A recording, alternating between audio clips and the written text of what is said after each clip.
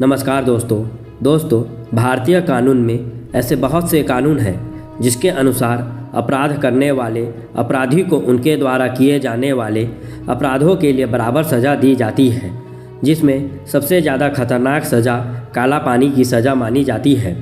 आज हम आपको ऐसी सज़ा के बारे में बताएंगे जिसका नाम सुनते ही हर अपराधी काँप उठता है और अपराध करने से पहले 100 बार सोचता है।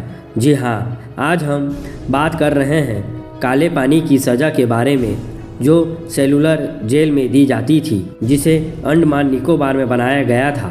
दोस्तों, काला पानी की सज़ा बीते ज़माने की एक ऐसी सज़ा थी जिसके नाम से कैदी कांपने लगते थे। दरअसल यह एक जेल थी जिसे सेलुलर जेल के नाम से जाना जाता था। आज भी लोग इसे इसी नाम से जानते हैं। आपको बता दें कि यह जेल अंडमान निकोबार द्वीप की राजधानी पोर्ट ब्लेयर में बनी हुई है। इसे अंग्रेज़ों द्वारा भारतीय स्वतंत्रता संग्राम के सेनानियों को कैद रखने के लिए बनाया गया था, जो कि भारत की भूमि से हज़ारों किलोमीटर दूर स्थित थी। काला पानी शब्द का अर्थ मृत्यु के स्थान से है, जहां से कोई वापस नहीं आता।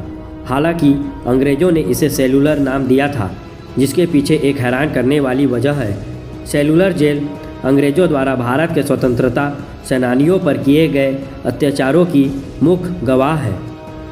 इस जेल की नींव 1897 ईस्वी में रखी गई थी और 1906 में यह बनकर तैयार हो गई थी। इस जेल में कुल 698 कोठरियाँ बनी थीं और प्रत्येक कोठरी 15 बाई 8 फीट की थी। इन कोठरियों में 3 मीटर की ऊंचाई पर रोशनदान बनाए गए थे ताकि कोई भी कैदी दूसरे कैदी से बात न कर सके। यह जेल गहरे समुद्र से घिरी हुई है, जिसके चारों ओर कई किलोमीटर तक सिर्फ और सिर्फ समुद्र का पानी ही दिखता है। इसे पार कर पाना किसी के लिए भी आसान नहीं था।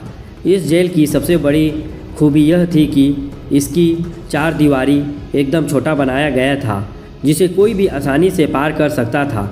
लेकिन इसके बाद जेल से बाहर निकलकर भाग जाना लगभग नामुमकिन सा था, क्योंकि ऐसा कोशिश करने पर कैदी समुद्र के पानी में ही डूब कर मर जाते थे। इस जेल का नाम सेलुलर पड़ने के पीछे एक वजह है।